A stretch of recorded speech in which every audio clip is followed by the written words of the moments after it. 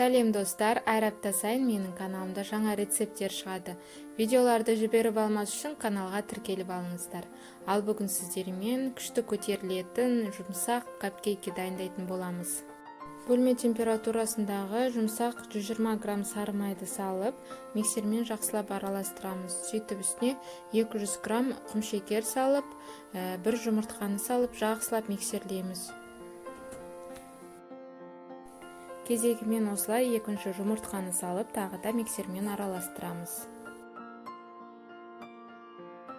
120 мг сүт пен 220 грамм ұнды видеода көрсетілгендей 3 рет кезегімен салып араластырып отырамыз.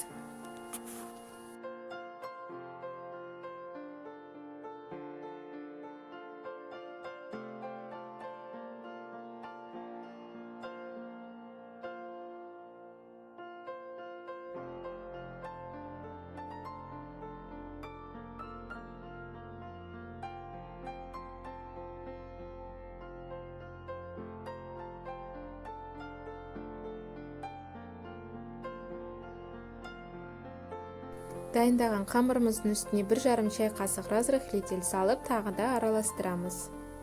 Дайын болған сұйық қамырымызды осылайынан формаларға қатты толтырмай 2-ден 3 бөлігіне құйып шығамыз.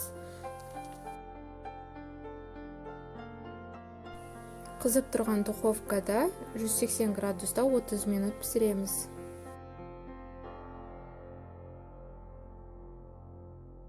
Ал енді кремін дайындайтын боламыз. 300 мг сливкеге 200 грамм сливочный сырды салып, 30 секундтай араластырамыз.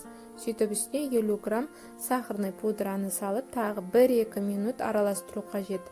Креміміз тез қоюланады.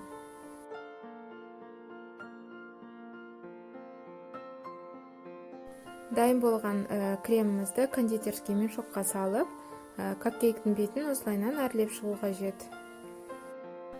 Дайындаған қамырдан осылайынан 16 дана капкейк шықты. Астарыңыз дәмді болсын.